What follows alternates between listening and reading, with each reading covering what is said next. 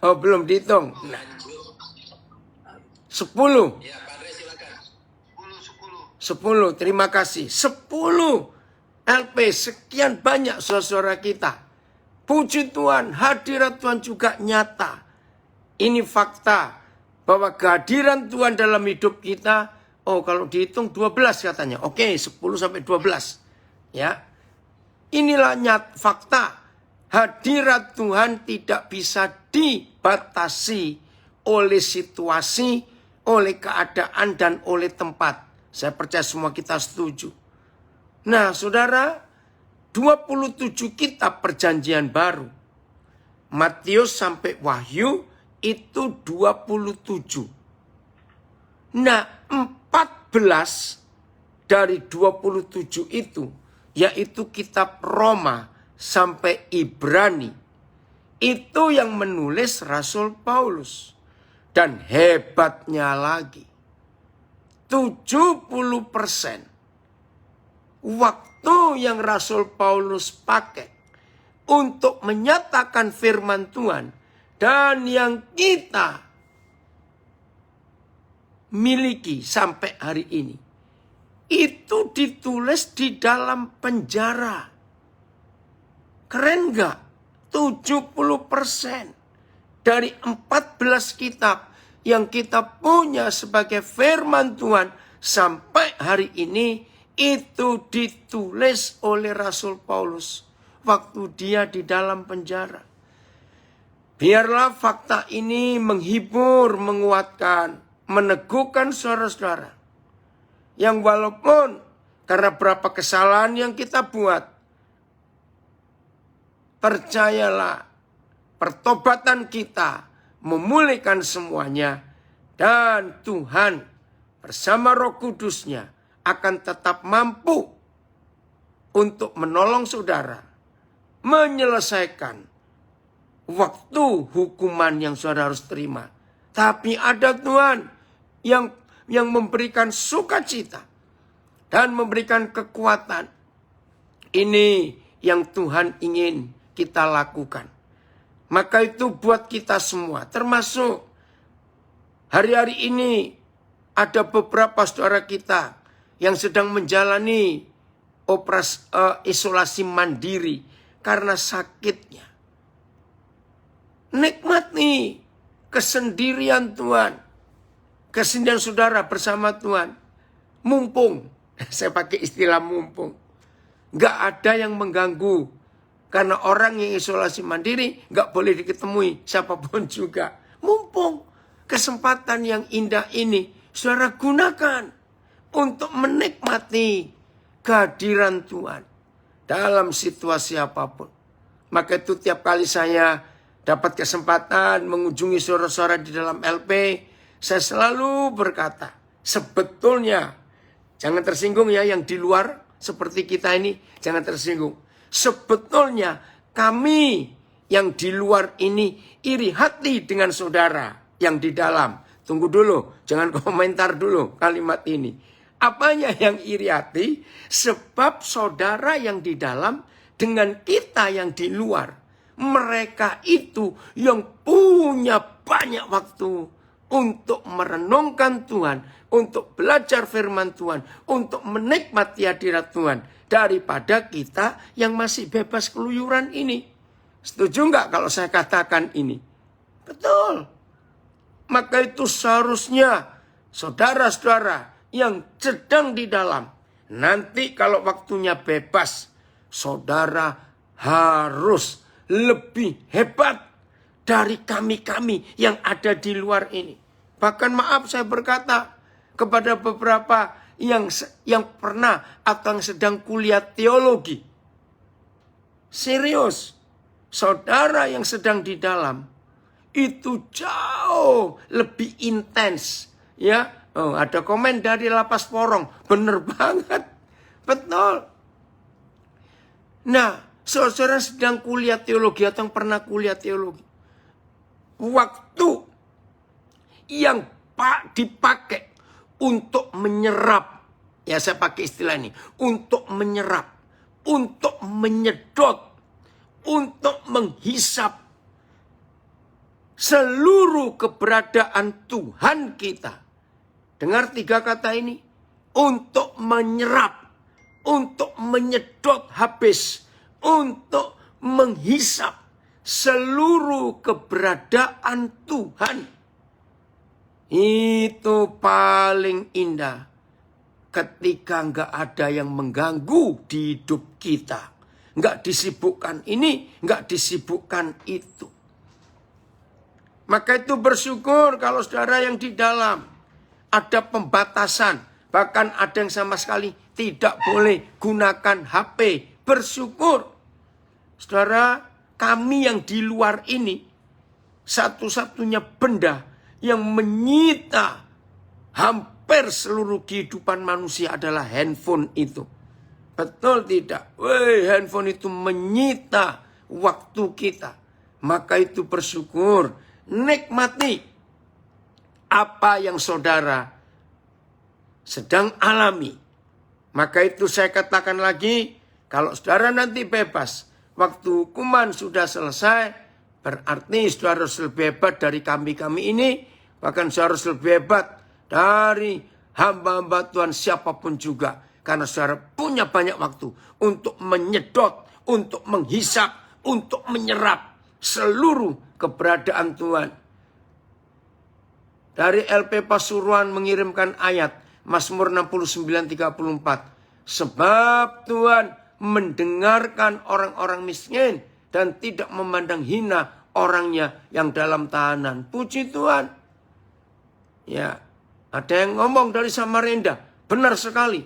Yang sekarang ikut Zoom ini saja, yang di luar pasti sambil dengar dan main HP. Ayo ngaku. Jangan begitu ya, yang Samarinda ya. Oke. Nah, jadi ini kesempatan yang luar biasa.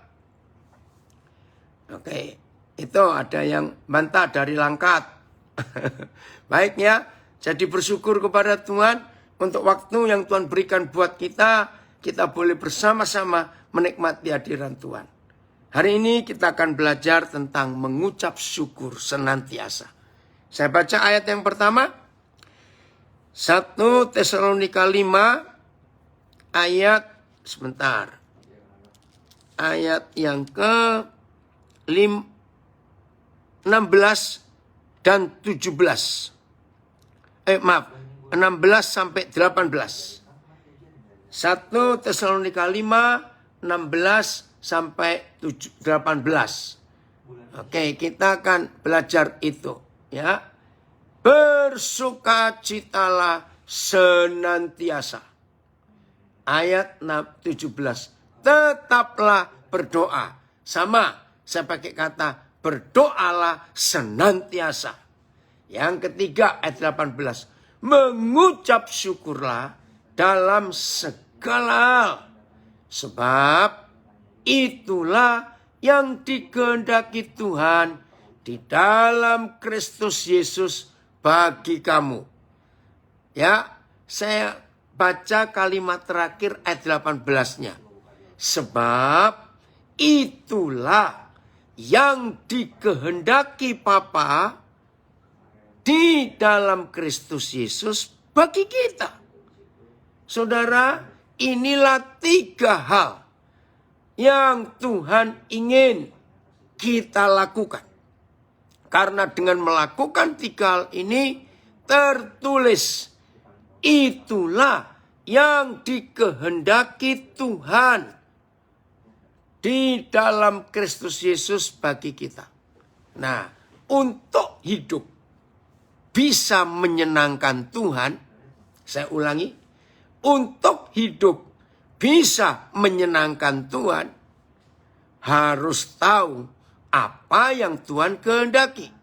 Saya percaya semua kita sering memuji Tuhan. Menyenangkanmu, senangkanmu. Betul?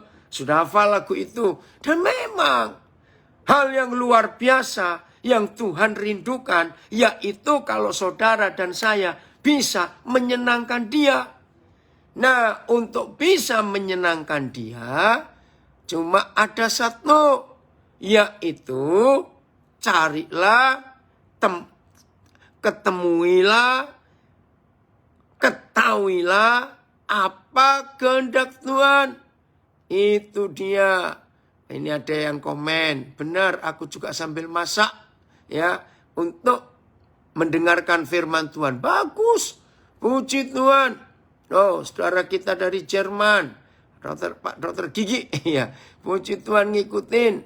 Ya, jadi saudara, dalam situasi apapun juga, 3 hal ini yang harus kita lakukan dengan kata waktu, kata kerja waktu, senantiasa, selalu, terus menerus.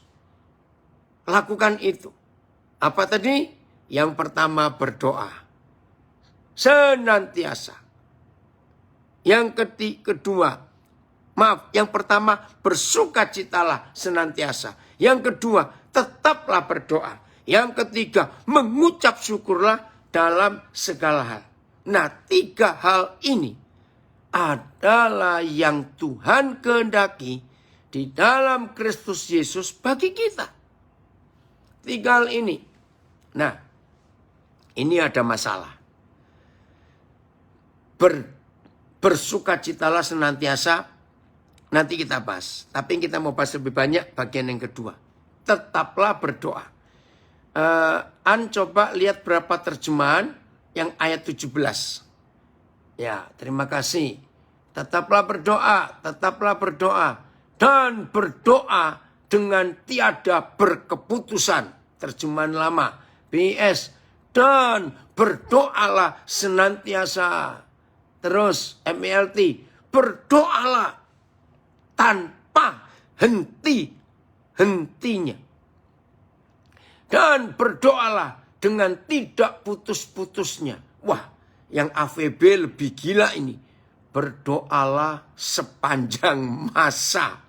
Oke, saudara, kalau perintah berdoalah sepanjang masa, berdoalah senantiasa, berdoalah tanpa henti-hentinya, berdoalah dengan tidak putus-putusnya. Kalau pakai hukum agama, hasilnya cuma 2. Bosan, yang kedua mati. Habis nggak ngapa-ngapain loh. Kalau memakai hukum agama, tetaplah berdoa, teruslah berdoa, berdoa dengan tidak berkeputusan, berdoalah senantiasa, berdoa tanpa henti, berdoa sepanjang masa, itu artinya nggak makan, nggak minum, nggak ngapa-ngapain. Maaf, bahkan nggak BAB, nggak apa. Tidak putus-putusnya sepanjang masa. Nah, itu kalau pakai hukum agama. Karena dalam hukum agama, hampir semua agama, Tuhan mereka mengajarkan kalau berdoa itu ribet. Harus cuci ini, cuci itu, ganti baju ini, ganti baju itu. Harus pakai ini, harus pakai itu. Ada benda ini, benda itu. Sesaji ini, sesaji itu. Caranya ini, caranya itu. Aduh. Nah, ini bahasa Jawanya lebih keren. Ojo kendak. Tahu bahasa Jawa kendat itu artinya mati. Jangan putus nafas. Anggonmu ndedonga. Jadi nggak boleh putus untuk kita berdoa. Nah, yang terjemahan lain bahasa Jawa yang normal, yang 06. Podo ngunjukno panuwun ing sabarang prakara. Oh, ini yang 18 yang ngucap syukur ya wis. Awit iku kang dikersakake dening Gusti ana ing Kristus Yesus tumrap kowe. Ya itu bahasa Jawanya. Ya, pakai bahasa apa lagi Tuhan? Oh, sama semua. Wah, itu ada bahasa Sunda, Jawa Suriname, ya. Oke, Sunda juga ada. Baik. Nah, saya ulangi. Kalau firman ini 1 Tesalonika 5 ayat 17 kita pakai dengan hukum agama, maka kita akan bosan, capek, lalu mati. Amplified. Be unceasing and persistent in prayer. unceasing, nggak boleh putus, nggak boleh patah semangat. Dan continue, terus menerus, setia, persisten. Terus gimana dong? Nah saudara-saudara, nggak ada satupun agama di dunia, nggak ada yang mampu melakukan perintah ini kalau pakai hukum agama. Tapi doa bagi Bapa di surga untuk kepada kita perintahnya bukan melakukan ritual, bukan tutup mata, bukan lipat tangan, terus nggak ngapa-ngapain, bukan. Kata doa di sini adalah fellowship, bersekutu dengan Bapa di surga, dengan Tuhan Yesus. Jadi bukan fisik kita yang melakukan, bukan badan kita ini, tidak. Tapi roh kita itu yang bisa 24 jam penuh, 7 hari seminggu istilahnya. Ya, 24 jam penuh sehari. Kalau roh kita yang bersekutu, yang berdoa, yang bersatu, itu enggak masalah. Karena Tuhan itu roh. Maka itu, maaf saya berkata, jangan pernah mengajarkan. Rekan-rekan hamba Tuhan, saya berkata, jangan pernah mengajarkan kepada siapapun juga. Doa itu minimal 1 jam. Karena Tuhan Yesus berkata, mengapa kamu nggak bisa tahan sejam lagi dengan aku? Nah, kalau cuma 1 jam, lalu bagaimana ini? 1 Tesalonika 5 ayat 17. Nggak boleh putus-putus. Terus-terus. Aduh, luar biasa. Nah, itulah sebabnya jangan ngajarin orang doa itu sekian jam sehari. Pagi sekian jam, siang sekian, sore sekian jam, mau tidur sekian jam. Enggak. 24 jam penuh. Nyambung terus dengan Bapa di surga di dalam Roh Kudus, yaitu roh kita. Jadi enggak pakai tata cara, enggak pakai macam-macam, tidak. Nah, inilah konsep yang kita harus tahu. Ada yang komen di Facebook, terima kasih Tuhan Yesus. Jika kami berdoa tidak perlu syarat-syarat yang ribet. Betul, terima kasih. Oke, saya tunjukkan ya. Supaya saudara yang belum tahu jadi tahu hari ini. Lukas 11 ayat 1 dan 2. Lukas 11 ayat 1 dan 2. Kita akan lihat fakta ini. Bagaimana cara Tuhan Yesus mengajar kita di dalam doa. Ya, pada suatu kali Yesus sedang berdoa di salah satu tempat. Saudara perhatikan, pada suatu kali. Nah, bagi agama, doa itu nggak boleh pada suatu kali. Ngerti nggak maksud saya? Suatu kali berarti tidak tepat waktunya. Bisa kapan-kapan, suatu kali. Maka itu semua agama, kecuali Kristen ya, karena kekristenan bukan agama. Semua agama di dunia pasti menentukan jam sembahyang buat mereka. Tuhan mereka menentukan jam. Bahkan tidak sedikit agama yang ditentukan bukan jamnya. Misalnya jam 1, jam 5. Enggak, menitnya juga dihitung. Pernah tahu ya ada agama-agama yang sampai jam menit. Misalnya jam 1 lewat 5 menit. Enggak cukup menitnya. Detiknya pun dihitung. Cuma tek, tek. Itu dihitung. Nggak boleh lewat. Nggak boleh kecepatan. Wih, luar biasa. Waktu saya memperhatikan itu, ribet bener ya Tuhan mereka itu. Mau ketemu aja, ketelatan 1 detik, belum muncul. Maaf, hilang sudah. Ya, terlambat 1 detik, hilang juga. Aduh, bagaimana ribetnya. Maka itu Tuhan Yesus ditulis di Injil Lukas ini pada suatu kali. Wah, ini menarik sekali. Pada suatu kali. Jadi bisa kapan-kapan. Dan hampir semua agama, tempat untuk berdoa itu sudah ditentukan. Apalagi saya sebut langsung saksi Yehova. Saudara, mereka itu diajar oleh pemimpinnya tidak boleh berdoa di sembarang tempat. Mereka hanya boleh berdoa di balai kerajaan mereka. Itu istilahnya balai kerajaan. Gak usah tahu lah, gak penting. Jadi orang beragama doanya gak boleh di sembarang tempat. Harus khusus. Nah, lihat Tuhan Yesus ini. Sudah pada suatu kali di salah satu tempat lagi. Jadi bisa di mana-mana. Perhatikan. Ketika Tuhan Yesus berhenti berdoa. Nah, ini keren. Berkatalah seorang dari murid-muridnya. Berkata, Tuhan, ajarlah kami berdoa. Sama seperti yang diajarkan Yohanes kepada murid-muridnya. Maaf ya, saya tidak ingin berdebat. Ya, saya nggak ingin berdebat. Tapi saya ingin menjelaskan.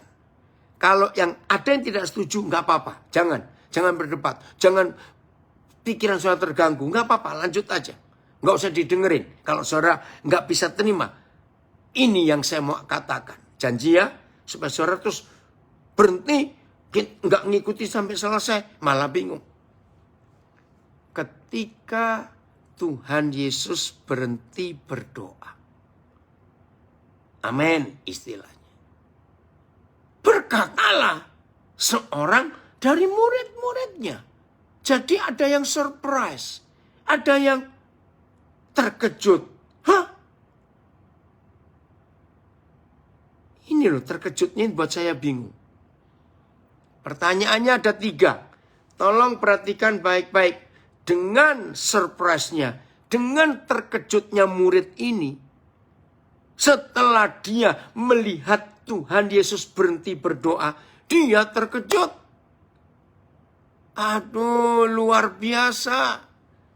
Betul, ada yang ingat pengajaran saya yang bicara bahkan saat kita bertakhta di WC, kita tetap bisa terhubung dengan Bapa di surga. Betul. Karena nggak tergantung tempat. Nggak tergantung situasi. Nggak ditentukan jam, menit, dan detik. Di mana saja, kapan saja kita bisa berdoa. Maka itu 1 Tesalonika 5:17 tadi luar biasa. Begini loh surprise-nya murid ini.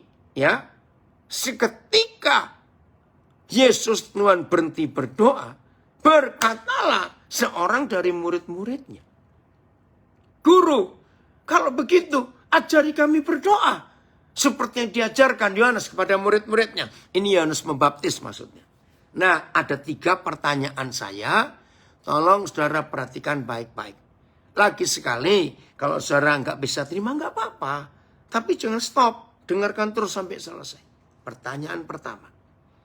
Menurut tulisan Lukas, berarti murid itu sudah pernah lihat Tuhan Yesus berdoa atau belum. Sehingga ketika melihat Tuhan Yesus berdoa lalu berhenti, surprise. Ya, kenapa nggak pernah diajari berdoa? Jawabannya apa? Berarti mereka sudah pernah lihat atau belum? Di Zoom sudah ada yang jawab. Belum pernah. Iya, kalau sudah pernah, nggak mungkin surprise lalu minta ajari kami berdoa dong. Ini yang pertama. Ya, belum yang di IG, yang di FB, belum nulis. Berarti mereka sudah pernah lihat gurunya berdoa atau belum selama itu? Oke, belum ada yang jawab. Baru di Zoom saja. Berarti belum pernah. Belum. Terima kasih dari Manado. Ada jawab belum pernah. Pertanyaan kedua.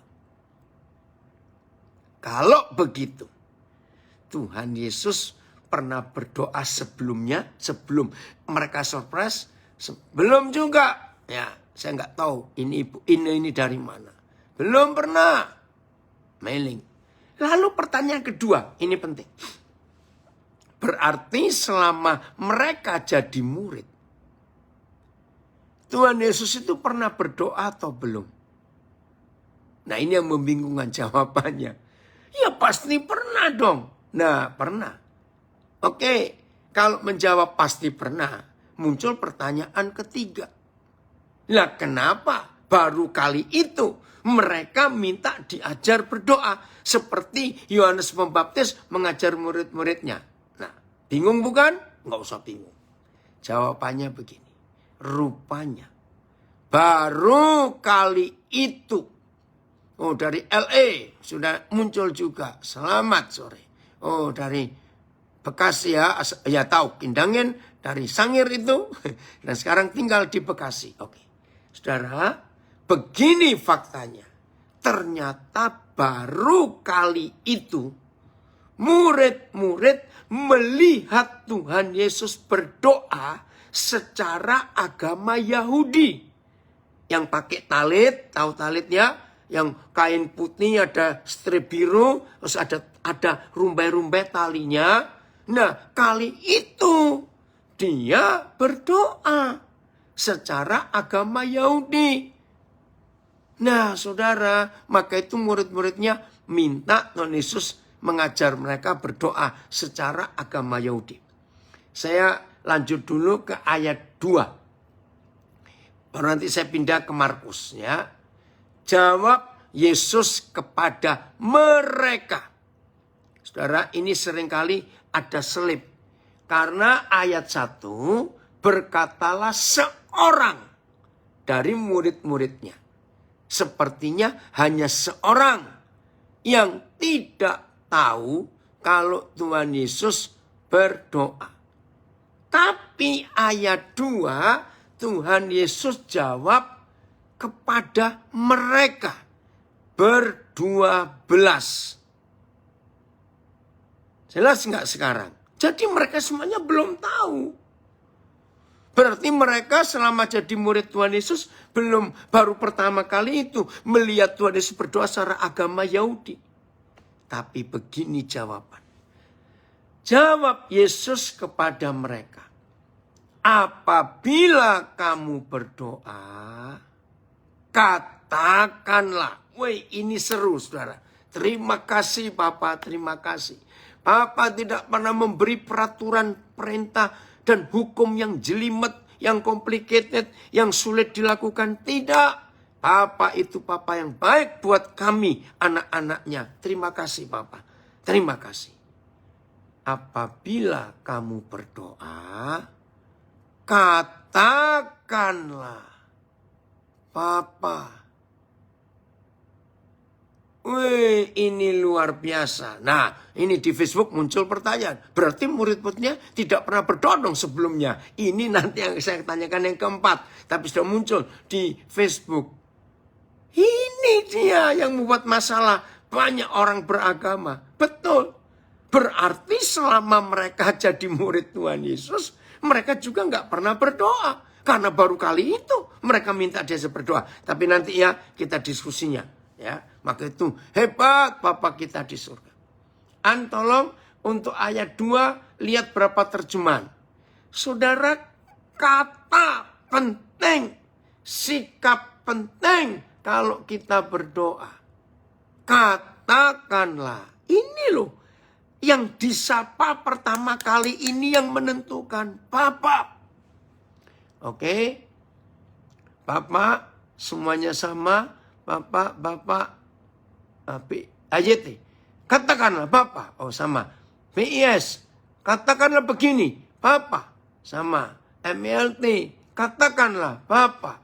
Oke, semuanya, ya Bapak, oke, sama. Bapak, ini kata sapaan yang pertama.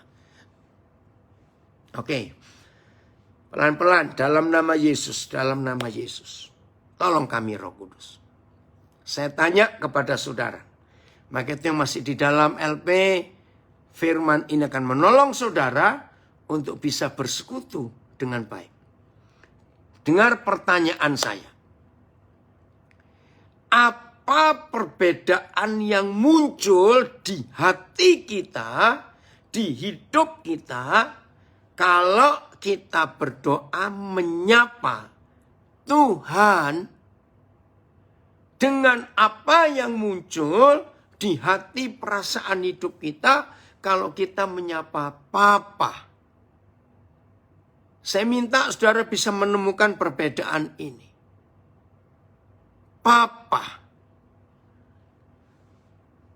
Oh, ada yang komen. Wah, sepertinya pengajaran saat ini tidak cukup 1 hari. Terus mau berapa hari? Oke, lanjut ya. Ini penting. Apa yang muncul di hati kita? Kalau kita sedang berdoa, sapaan pertama itu Tuhan. Tuhan. Ya, renungkan. Dan waktu kita mulai berdoa, panggilan kita pertama, Papa. Nah, saya tidak ingin saudara menulis kepanjangan nanti. Iya, oke, tapi ada yang ngomong ini dari Langkat. Kalau menyapa Papa itu lebih dekat. Betul. Kalau kita menyapa Tuhan, kita harus hormat yang maha suci, yang maha besar. Karena Tuhan. Iya, kalau kita panggil Papa, itu ke anak-anaknya. Yang dari Bekasi. Kalau kita panggil Papa, itu serasa erat sekali hubungannya.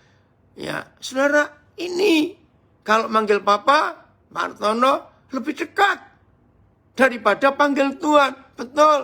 Dari Palu, lebih dekat. Menunjukkan dari Manado, hubungan yang tidak ada batas. Seperti Bapak dipanggil. Oh, maaf, ini yang di Zoom, saya kelewatan. Ayah, jika kita punya kepahitan susah dengan Papa, jasmani, susah manggil dia Papa. Betul. Kalau manggil Papa itu lebih dekat, perasaan tenang dan lega. Iya, ayah. Seperti Bapak dipanggil sama anak-anaknya. Oh, dari Surabaya, Tuhan itu sama dengan Tuhan, sama dengan Pak Bos, lebih serem rasanya, lebih jauh. Betul. Kalau kita menyapa Papa itu lebih dekat. Benar, seperti hubungan dengan orang tua kita sendiri, betul. Nah, saudara, inilah bedanya. Apabila kamu berdoa, panggillah Papa. Ada yang komen, saya nggak tahu dari mana ini. Yang muncul saat menyapa Papa, ada rasa dikasih. Puji Tuhan. Saudara bayangkan.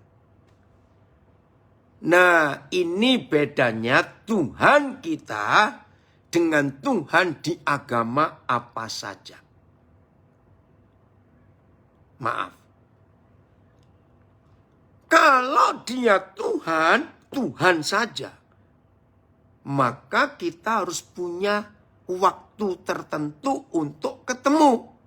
Sama seperti kita mau ketemu pejabat. Nggak bisa seenak-enaknya. Maka itu suatu hari saudara, saya baca tulisan dari Tony Campolo. Saya menangis juga. Ya, dia memberikan 2 ilustrasi yang luar biasa. Begini pertama. Siapa yang berani membangunkan seorang raja jam 2 subuh hanya untuk minta minum? Nah, saya waktu itu belum mengerti, ya. Siapa yang berani membangunkan seorang raja jam 2 subuh hanya minta minum? Saya nggak kepikir. Ternyata dijawab, yang bisa membangunkan seorang raja jam 2 subuh untuk meminta minum, itu anaknya.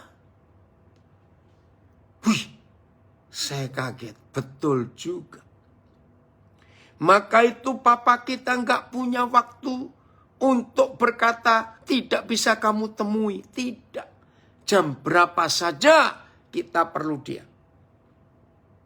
Nah, terus tulisannya bersambung. Ya, tapi ini jangan dipikir negatif ya, tidak. Ini luar biasa.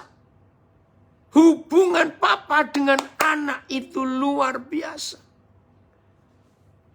Maka itu berdoa senantiasa. Nah, cobaan lihat tadi yang terjemahan AVB 1 Tesalonika 5 ayat 17 itu. Saya baru tahu juga terjemahan itu. AVB, iya. Berdoalah sepanjang masa. Oh, keren ini doa terjemahan AVB. Berdoalah sepanjang masa. Tahu nggak arti sepanjang masa? Terus menerus. Nggak ada satu detik pun yang berhenti. Maka itu tadi yang dari Langkat menuliskan karena doa itu nafas. Nah, nggak mungkin kita berhenti nafas sedetik aja. Ya, terus. Oh, terima kasih Bapak untuk kebenaran ini. Jadi jelas ya, mulai hari ini kita harus berani manggil dia Papa. Ya, kalau kita manggil dia Tuhan, itu di tempat-tempat tertentu. Ya, seperti seorang jenderal yang terhormat. Nggak mungkin kalau jenderal ini pulang ke rumah, lalu anak-anak dan istrinya harus menggunakan sistem dan tata cara militer kalau di rumah. Ayo, lucu nggak? Nggak cuma lucu. Ini jenderal pasti nggak waras. Bayangkan kalau dia sudah pulang ke rumah, istrinya dan anak-anaknya siap, gerak, siap, laksanakan. Siap, kan capek. Jadi walaupun dia jenderal, kalau sudah sedang di rumah, boleh nggak anak-anaknya gelayutan? Boleh nggak anak-anaknya main gulat dengan papanya? Boleh nggak istrinya peluk jenderal itu? Ya boleh dong, itu keluarganya. Tapi kalau lagi di kantor, lagi dinas, walaupun istri dan anak-anaknya harus hormat. Nah, itu bedanya Tuhan dengan Papa. Di situasi yang berbeda. Tapi kalau Papa, sepanjang masa dia tetap Papa kita. Maka itu hanya firman Tuhan kita. Enggak ada kitab suci agama apa saja yang Tuhannya pernah berkata, sampai masa tuamu aku tetap dia. Sampai masa putih rambutmu aku menggendong kamu. Enggak lucu. Sudah beruban digendong lagi. Tapi itulah Papa kita. Hebat sekali saudara. Masih gendong. Nah, kalau Tuhan yang bisa menggendong, walaupun kita sudah ubanan, itu namanya Papa. Hebat ya? Terima kasih untuk itu. Maka itu semua kita hari ini. Saya ulangi, semua kita. Tidak ada alasan. Tidak ketemu Tuhan. Tidak ada alasan. Ada yang komen, terima kasih Roh Kudus telah membukakan rahasia firman ini. Betul. Hebat. Apabila kamu berdoa, katakanlah Papa. Wih saudara, ini dahsyat sekali. Oh, terima kasih. Jadi nggak ada alasan. Saya nggak bisa berdoa loh. Nah, itu agamawi. Iya. Oke. Ini ada anak Maya, mantan seorang jenderal, ya, purnawirawan. Berkata, jenderal atau pejabat maka setinggi apapun, ketika dia di rumah tidak ada pangkat apapun, betul. Nah, ini anak ya dari seorang purnawirawan jenderal. Betul. Tuhan itu luar biasa. Everlasting Father. Terima kasih dari LP mana ini yang menulis? Papa yang kekal, Surakarta. Betul. The Everlasting Father. Amin. Maka itu bisa doa sepanjang masa. Karena dia itu Papa yang kekal. Terima kasih. Jadi jam berapa saja, kapan saja. Nah saudara, ayat 17 1 Tesalonika 5 itu yang menjadi jembatan untuk ayat 16 dan ayat 18. Saya ulangi. 1 Tesalonika 5 ayat 17 itulah jembatan untuk kita bisa menggenapi ayat 16 dan ayat 18. Tadi sudah baca bukan? Ayat 16 berkata bersukacitalah senantiasa. Ayat 18 mengajarkan minta kita mengucap syukurlah dalam segala hal. Coba lihat yang ayat 16 berapa terjemahan itu. Bersukacitalah senantiasa. Ayo jujur. Nggak mungkin. Ya secara akal sehat, akal normal. Kita nggak mungkin bisa bersukacita senantiasa. Oke. AYT. Bersukacitalah selalu. Terjemahan lama. Hendaklah kamu bersukacita senantiasa. PS. Hendaklah kalian selalu bergembira. Ini PS-nya. Selalu bergembira. Jangan bilang orang gila ya. Awas ya. Enggak. MLT. Bersukacitalah senantiasa. Bersukacitalah selalu. Bersukacitalah senantiasa. Sama. Puji Tuhan. Nah. Oh ini ada komen. Betul. Indonesia punya anekdot tapi fakta. Yang lucu presiden kita, Bapak Presiden ngomong anak wali kota. Ya memang cucunya, betul. Ya, jadi saudara, kalau kita nggak bisa bergembira senantiasa, selalu bergembira, berarti ada yang salah di hidup kita. Nah kenapa saya berkata secara akal sehat, secara fakta. Nggak ada orang bisa bergembira, bersukacita terus-terusan. Ya karena kan ada banyak masalah juga yang kita hadapi. Tapi ini perintah. Nah bagaimana kita bisa bergembira senantiasa. Selalu bergembira, selalu bersukacita. Yaitu tadi jembatannya ayat 17. Kita punya Papa, tapi juga Tuhan. Dan Papa kita bisa ditemui kapan-kapan saja. Nggak ada batasan. Jadi kita sampai kapanpun tetap harus bergembira, bersukacita. Nggak boleh putus-putus. Walaupun ada air mata yang keluar. Karena tekanan hidup, karena masalah. Tapi air mata keluar. Tetap ada senyum. Halo, keren ya? Nangis, tapi ada senyum. Karena Papa itu baik. Ada komen dari Boru Simanjuntak. Walaupun Papa kita di dunia terbatas, tetapi Tuhan sebagai Papa kita tidak pernah terbatas. Menunjukkan kasih-Nya. Walaupun Papa saya di dunia sudah tiada. Saya pribadi terkagum akan cara Papa di surga menunjukkan kasih. Pemeliharaannya terhadap saya dan keluarga. Selalu membuat saya bersukacita. Amin. Ya. Ini terjemahan apa Eka? The Passion? Saya akan baca The Passion. Ya.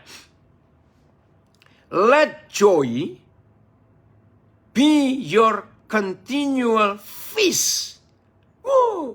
Jadi gini, izinkan sukacita itu menjadi pesta yang terus-menerus di hidup saudara. Ini terjemahan The Passion. Saya ulangi ya. Izinkan sukacita itu sebagai pesta yang terus-menerus di hidup saudara. Be joyous in every season. Nah, dalam bahasa Arab, make your life a prayer. Jadi jadikan doa itu adalah hidup saudara. Terima kasih untuk terjemahan The Passion ini.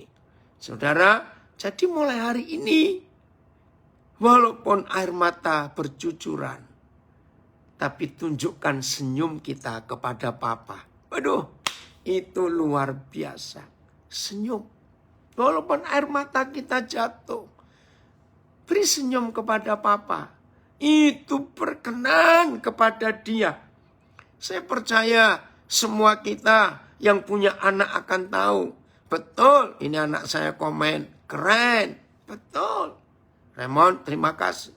Jadi saudara, kalau kita punya anak, lalu anak kita tegur, kita pukul, kita marahi, karena memang dia salah, dia nangis.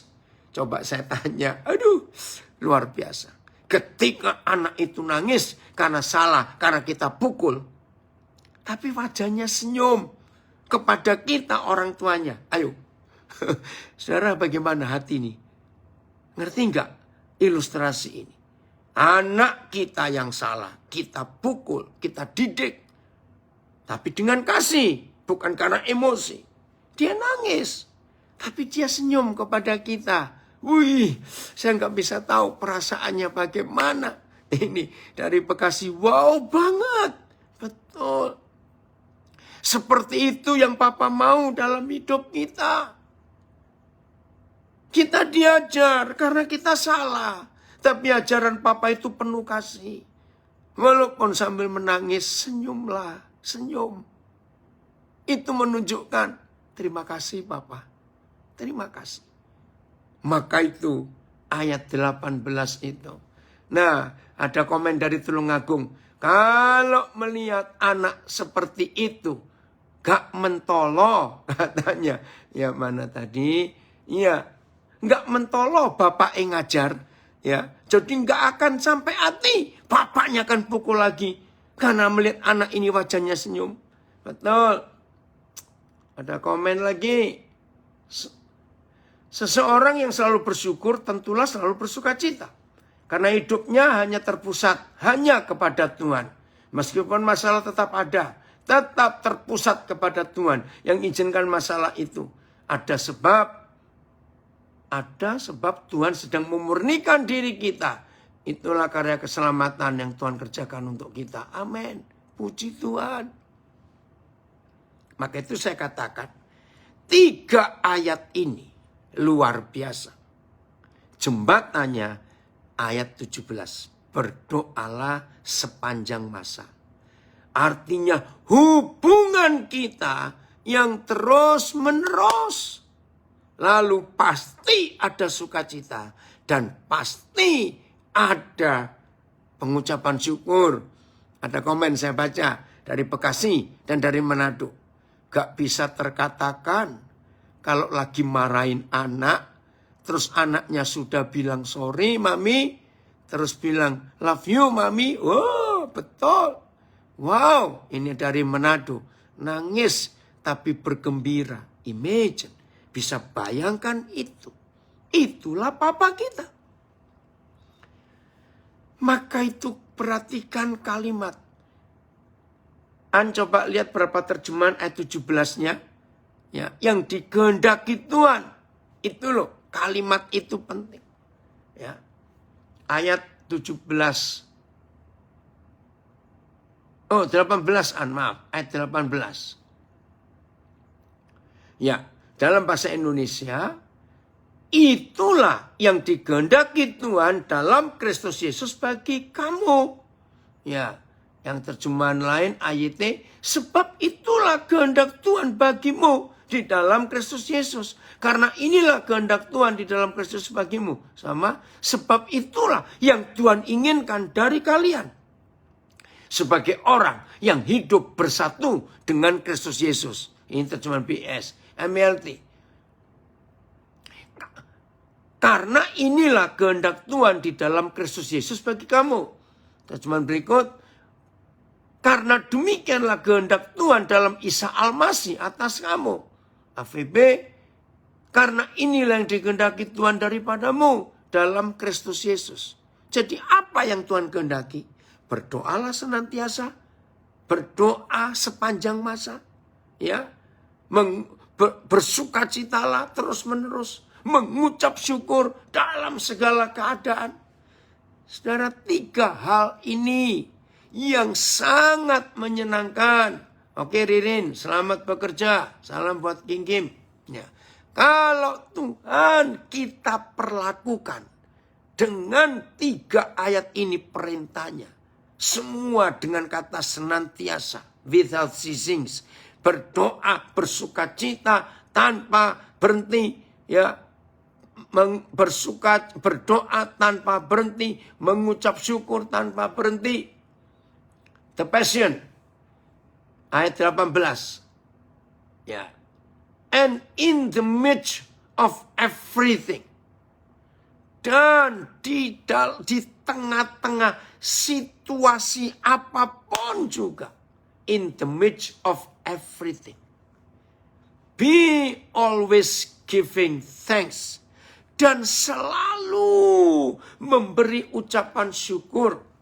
For this is God's perfect plan for you in Christ Jesus. Karena itulah rencana Tuhan yang sempurna. God's perfect plan. Rencana Bapa yang sempurna. Untuk kita. Di dalam Kristus. Luar biasa ini. Sangat menguatkan dan memberi kekuatan. Puji Tuhan. Ini Ibu Sri atau Bapak. Saya nggak tahu. Ayatnya sederhana. Oh Pita. Lagi dengerin juga. Terima kasih. Ya. Ayatnya sederhana. Tapi nggak semua bisa lakukan tanpa Roh Kudus. Betul. And in the midst of everything, be always giving thanks. For this is God's perfect plan for you in Christ Jesus. Haleluya. Jadi mau apa lagi dalam hidup kita? Amin, Raymond. His plan is always perfect. Betul. Rencana Bapa selalu yang sempurna untuk hidup kita. Terima kasih Bapa. Terima kasih. Oh, haleluya. Bagian terakhir. Untuk bisa mengucap syukur senantiasa. Untuk bisa terus-menerus berterima kasih. Tidak henti-hentinya. Cuma ada satu cara. Mengenal Bapa. Pindahkan posisi kita yang di dunia ini untuk menempati posisi bersama dengan Tuhan di surga. Nah, kalau saudara dan saya sudah mau pindah, posisi kita dipindahkan. Saudara, maka mengucap syukur senantiasa itu gampang. Posisinya. Oke, 2 ayat yang terakhir. Yang pertama, Efesus 2 ayat yang ke-6. Di mana sih posisi kita sekarang ini? Di mana? Efesus 2 ayat yang ke-6. Terima kasih Bapa, Engkau mengajak kami pindah dari yang dunia dan duniawi ke surga yang surgawi. Ayat 6 saya baca. Dan di dalam Kristus Yesus. Sudah toh? Kita kan sudah di dalam Kristus Yesus.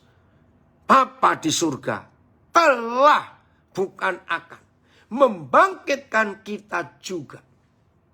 Dan memberi tempat. Saudara perhatikan. Dan memberi tempat. Luar biasa. Di mana? Dan memberi tempat. Maaf. Bersama-sama dengan Dia di surga. Terjemahan AYT. Dan Ia, yaitu Bapa, membangkitkan kita dengan Yesus dan mendudukkan kita bersama-sama dengan Yesus di tempat surgawi dalam Kristus Yesus. PIS. Karena kita bersatu dengan Kristus Yesus, maka Tuhan menghidupkan kita kembali bersama-sama Dia supaya kita memerintah juga bersama-sama Dia di dalam surga. Wah, ini lebih hebat. Memerintah. MELT. Dan Dia telah membangkitkan kita bersama dan mendudukkan kita bersama di alam semesta di dalam Kristus Yesus. Wah, lebih keren. Dan menempatkan kita juga bersama-sama dengan Dia di surga. Nah, ini posisi kita. Sudah di surga. Jangan nunggu nanti kalau mati baru ke surga. Tidak, sekarang ini. Karena kita sudah dibangkitkan bersama-sama dengan Kristus oleh Bapa. Dan setelah kita dibangkitkan bersama dia, dia mendudukkan kita, dia menempatkan kita bersama-sama dengan Kristus di surga. Jadi rekan-rekan yang masih di dalam LP, sadari saudara sejak dibangkitkan bersama Yesus sudah di surga bersama dia. Tunggu sampai waktu pembebasan saudara datang. Ini posisi kita. Nah, jadi saudara jangan mau dibohongin lagi oleh iblis. Nasibmu jelek, nasibmu begitu, kamu begini, enggak. Maka hari ini kita bisa mengucap syukur senantiasa. Karena kita sudah di surga. The Passion. Oke, saya baca terjemahan The Passion. He raised us up with Christ, the exalted one, and we ascended. Kita diangkat with him into the glorious perfection. Kita ini diangkat and we ascended. Ascended ya. With him into the glorious perfection and authority of the heavenly realm. Jadi kita ini sudah diangkat tinggi-tinggi dalam kemuliaan yang sempurna dengan otoritas surgawi di alam surgawi. For we are now co-seated as one with Christ. Wah, ini terjemahan The Passion. Dan sekarang, we are now duduk bersama-sama dengan Kristus di satu takhta. Bahasa Jawa, ono ing patunggilane Sang Kristus Yesus. Patunggilan itu menyatu. Ya, ada di dalam kesatuan dengan Sang Kristus Yesus. Gusti wis nangekake kita, sudah membangkitkan kita, ya, bareng karo Sang Kristus supaya kita bebarengan karo panjenengane ngratoni swarga. Wah, bahasa Jawanya supaya setelah kita dibangkitkan bersama-sama Kristus, kita ini memerintah bersama Yesus di surga. Ayo. Nggak ngucap syukur, keterlaluan. Ayat terakhir. Kolose 3. Ayat 1. Ayat 2 aja. Ayat 2 dan 3. Ya. Kolose 3. Ayat 2 dan 3. Ini yang terakhir. Oh, terima kasih Bapak. Oke, mulai ayat 1, Anda Bapak mulai ayat 1 ya. Karena itu, kalau kamu dibangkitkan bersama dengan Kristus. Tadi ya, Efesus 2 ayat 6. Kita sudah dibangkitkan bersama Kristus. Carilah perkara yang di atas. Di mana Kristus ada, duduk di sebelah kanan Tuhan. Sudah, cari yang di atas. Terus, pikirkanlah perkara yang di atas, bukan yang di bumi. Karena kita sudah bersama Kristus di surga. Jadi kita cara berpikir dan semua pikiran kita bukan pikiran duniawi ini. Di surga. Ayat 3. Sebab kamu telah mati dan hidupmu tersembunyi bersama dengan Kristus di dalam Bapa. Ya sudah. Kalau memang sudah begitu, saya harap dengan dua bagian terakhir ini. Efesus 2 ayat 6 dan Kolose 3 1 sampai 3. Tidak ada seorang pun di antara kita nggak bisa mengucap syukur senantiasa dalam segala keadaan. Nggak bisa. Kita pasti bisa mengucap syukur di dalam segala keadaan. Karena posisi kita sudah ada di surga bersama dengan Tuhan Yesus. Maka kalau kita di atas, melihat gunung-gunung, itu seperti butiran beras. Wih, keren. Kecil-kecil. Tapi kalau kita masih di bumi, jangan lagi lihat gunung. Lihat bukit aja harusnya besar, tinggi sekali. Karena posisi kita. Maka itu untuk bisa menggenapi 3 perintah ini. Bersukacitalah terus-menerus, berdoalah sepanjang masa, mengucap syukurlah dalam segala keadaan. Bisa terjadi karena posisi kita sudah bersama dengan Kristus di surga. Dan hubungan kita dengan pencipta alam semesta adalah hubungan papa dengan anaknya. Oh, terima kasih. Betul. Yoga, mengucap syukur itu kewajiban dalam segala keadaan. Terima kasih Bapa. Biarlah firman hari ini menyadarkan kita untuk kita tidak boleh kalah dalam situasi apapun juga. Sebab Papa hebat. Ada komen dari Manado, luar biasa.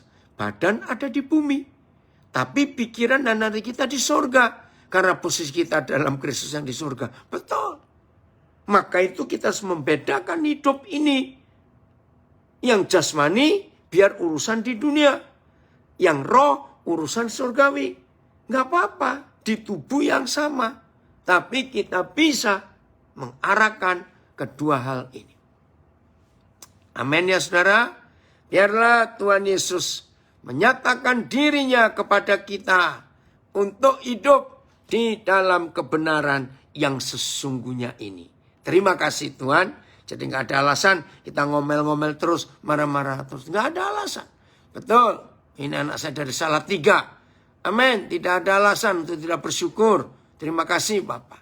Oke ya. Oh ya Filemon, ingatkan Papa nanti ada saudaramu ini. Ya. Alfrida Siang yang tinggal di Salatiga. Ya nanti ketemu. Tuhan Yesus memberkati kita semua. Selamat menjadi pelaku firman. Haleluya. Ya, terima kasih Koden. Sama-sama. Haleluya. Haleluya. Baik, silakan Bapak Ibu, kalau ada yang mau tanya, saudara boleh tanya. Koden, saya coba mensederhanakan tapi minta tolong Koden tanggapi ya, boleh ya? Oh siap. Tunggu.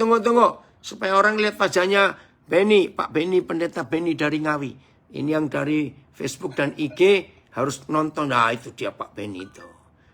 Ya sebentar.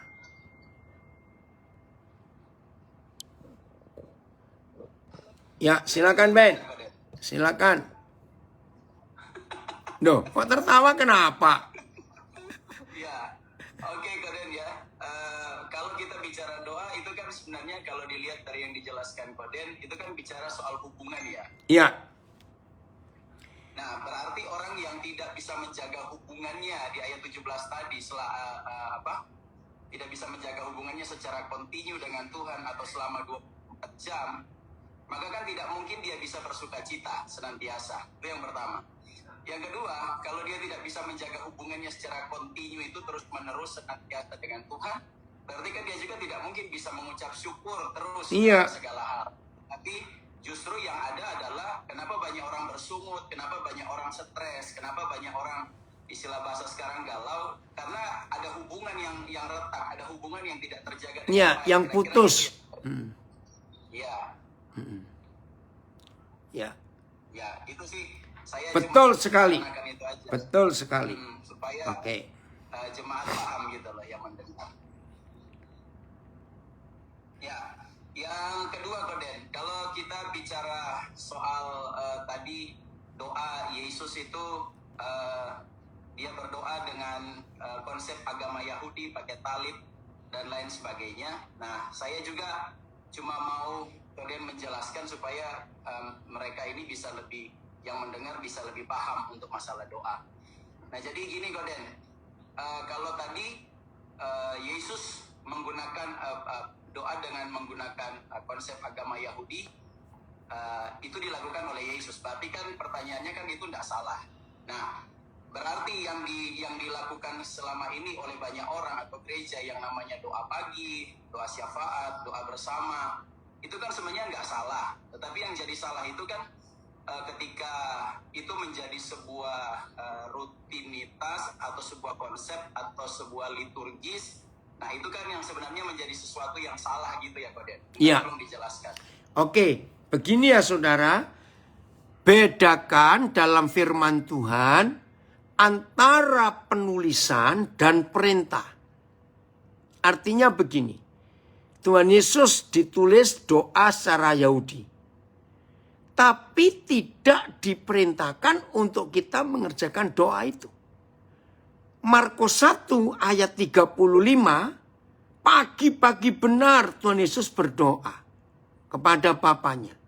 Tapi itu tidak diperintah. Kenapa kamu gak bisa tahan 1 jam lagi doa dengan aku? Itu tulisan, tapi tidak diperintahkan. Petrus membuat mujizat dengan bayangannya. Orang itu sembuh. Tapi itu nggak diperintahkan untuk kita lakukan lagi. Paulus menyembuhkan orang dengan sapu tangannya. Tapi itu nggak diperintahkan untuk kita buat. Hanya ditulis. Elia atau Elisa, maaf, yang membangkitkan anak janda dengan cara menelungkupi, meniduri tubuhnya, tubuh mayat itu. Itu ditulis. Tapi itu tidak diperintah. Tapi hidup kudus itu perintah. Mengampuni itu perintah. Taat itu perintah. Mengucap syukur senantiasa itu perintah. Jelas ya Ben? Jadi tolong bedakan antara yang tertulis dan yang diperintahkan.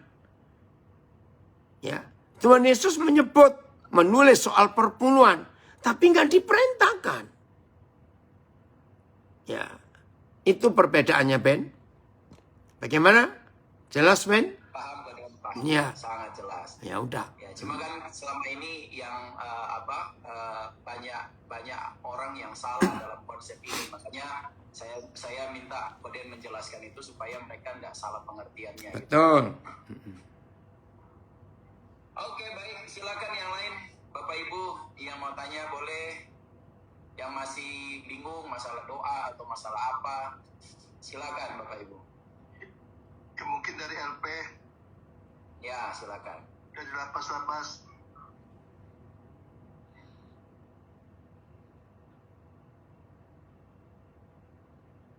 Dari Solo, ada yang mau nanya?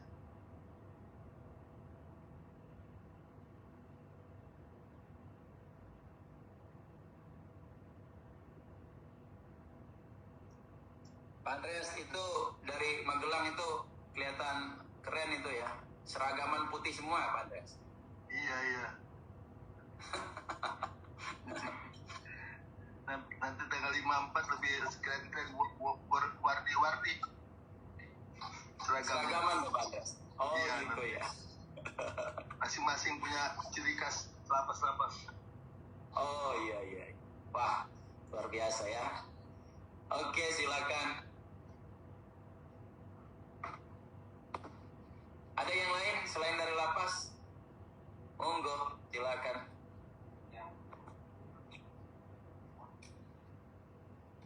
Siapa tadi?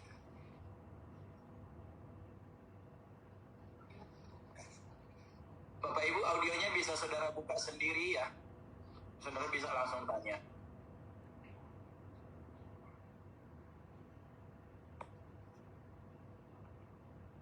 Ya. Ini kalau nggak ada yang tanya kita tutup ya, Pak Andreas. Iya, dan tutup doanya dari Solo. Ya, silakan yang dari Solo. Surakarta.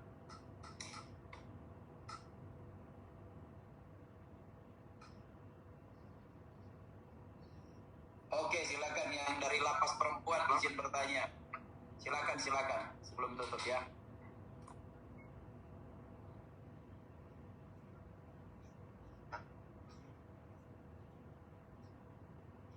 Lapas perempuan mana, Pak? Medan nggak ada kabarnya ya? Fotonya nggak kelihatan. Iya Pak, kebetulan laptopnya rusak Pak. Oh, selamat Orang datang satu Medan. Pak. Iya. Terima kasih Bapak Pendeta. Mau menjelaskan perihal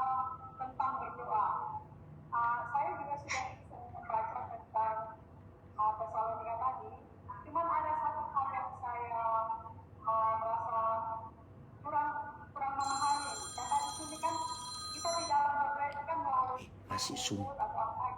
Masih Zoom.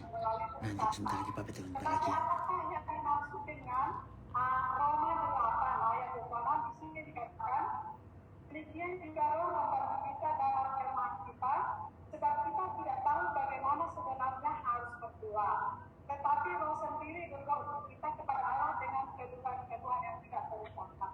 Jadi di sini Pak Pendeta, saya kepingin mengetahui bagaimana sih kita mengetahui bahwa Roh itu juga berdoa untuk keluhan-keluhan kita.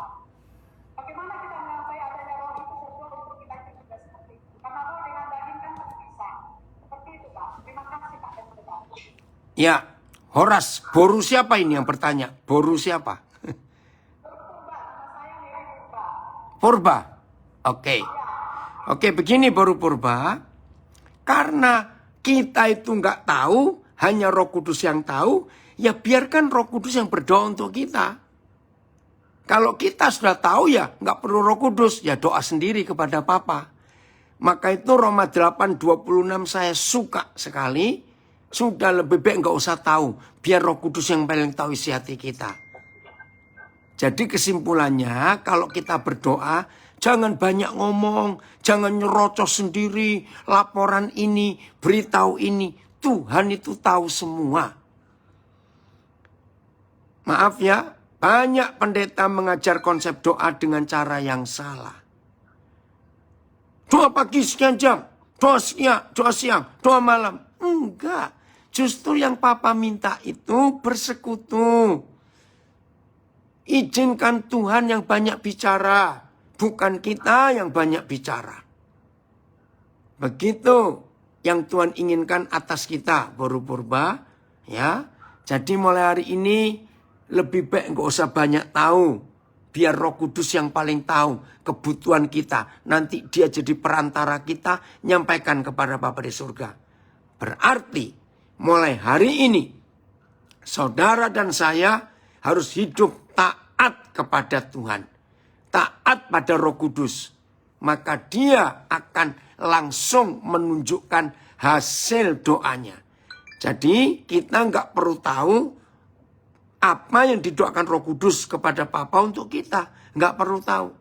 Tunggu nanti Roh Kudus menunjukkan hasil doanya kepada kita. Itu kan lebih enak. Jadi kesimpulannya tahu bersih. Asal kita taat. Begitu jawaban saya.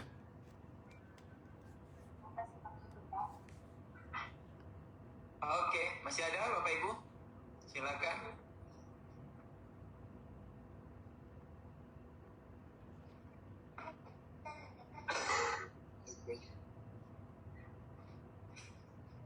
Ya, silakan kalau ada.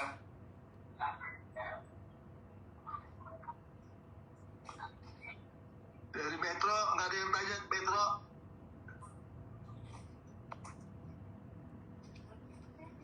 Bisa langsung, saudara bisa buka audionya.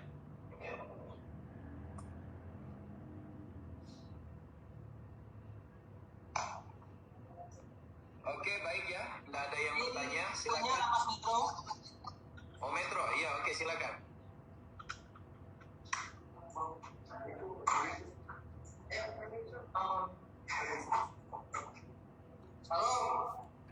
Iya, Shalom. juga.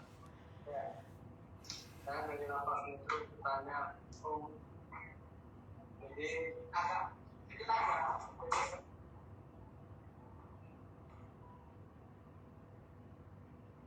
bagaimana caranya untuk kita benar-benar memahami dan tahu artinya berdoa dengan sungguh-sungguh dan kita bisa berhubungan intim dengan Bapa yang di surga.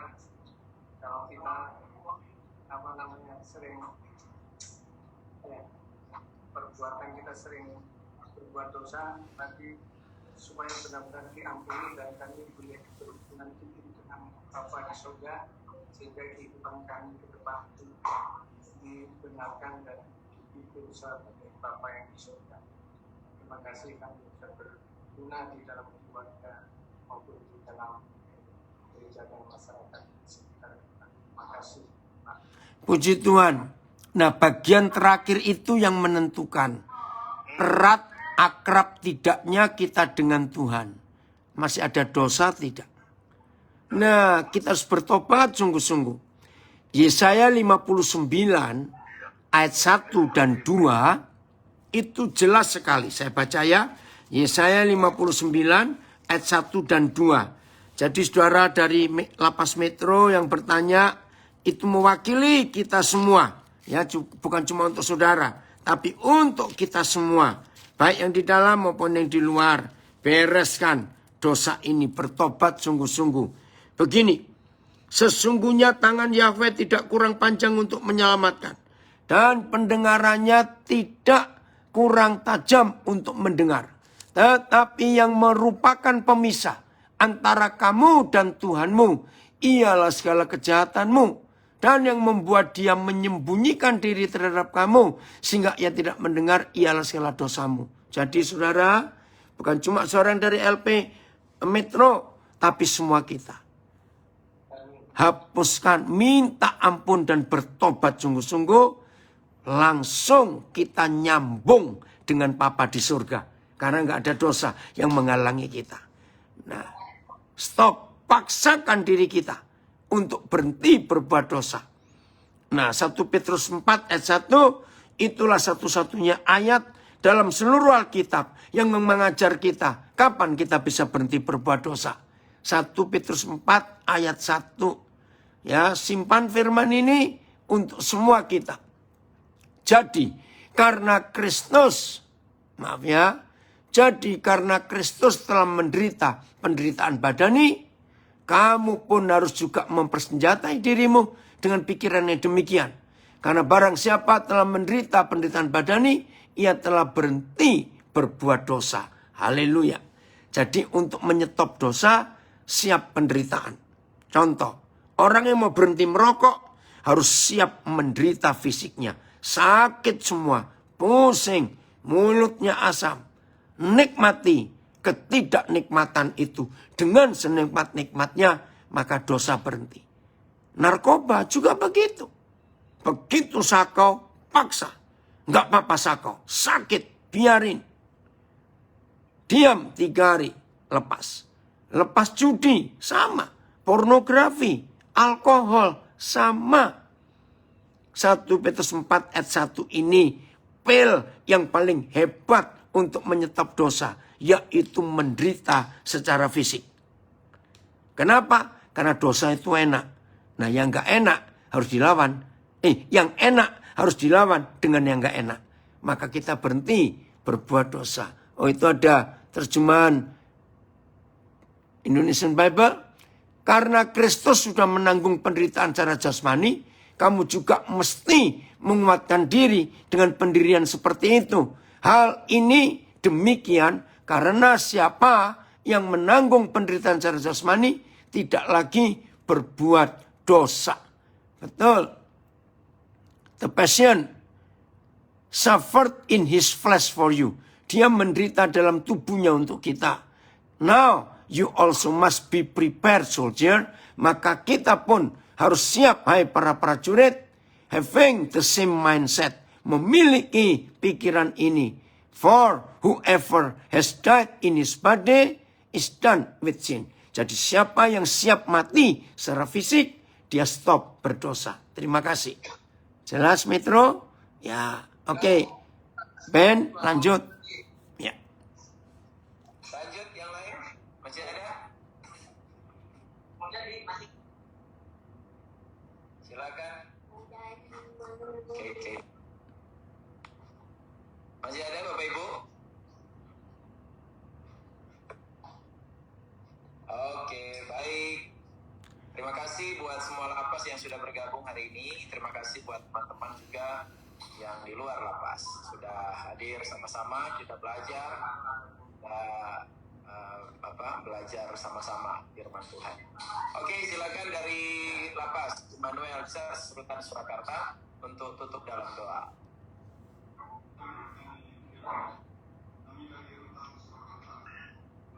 Untuk hari Jumat, Lapas Petro yang bertugas ya.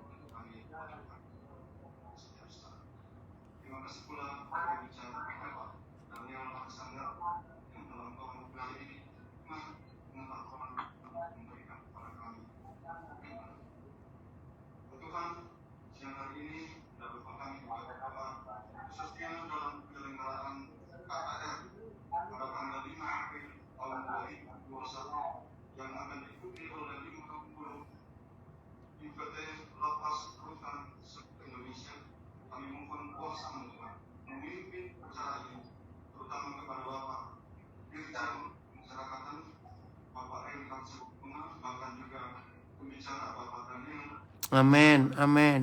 kami kesehatan untuk melaksanakan kegiatan tersebut.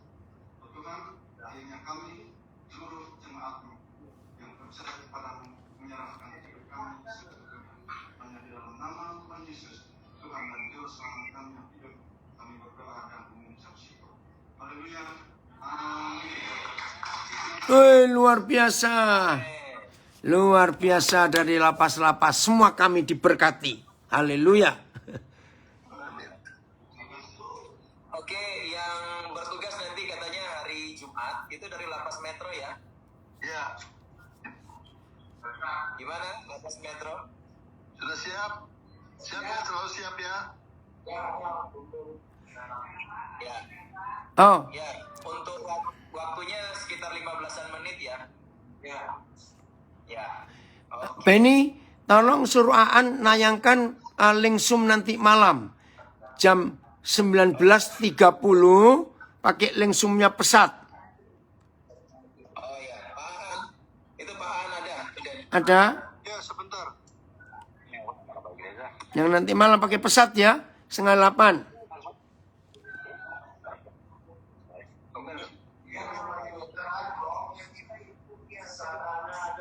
Ya nanti 7:30 ya, 19.30 WIB. Pakai linknya Pesat. Siapa? Yuk, yang di IG, di Facebook, sampai ketemu nanti malam. Tuhan memberkati. Terima kasih dari lapas-lapas yang jadi berkat luar biasa buat kita semuanya. Terima kasih Pak Daru dari lapas Duduk Pade. Mari kita sebelum mengakhiri ibadah kita pada pagi siang hari ini kita berdoa bersama-sama. Ya Bapa kami yang ada di surga, terima kasih Bapa, Engkau telah memberkati kami semua yang ada di sini dan saudara-saudara kami yang saat ini sedang bersatu bersama untuk belajar, untuk mengerti firman-Mu Tuhan. Setiap malam kami berdoa Tuhan supaya Engkau memberkati kami. Tidak lupa Bapa, kami juga mendoakan saudara-saudara kami yang saat ini sedang mengalami isolasi.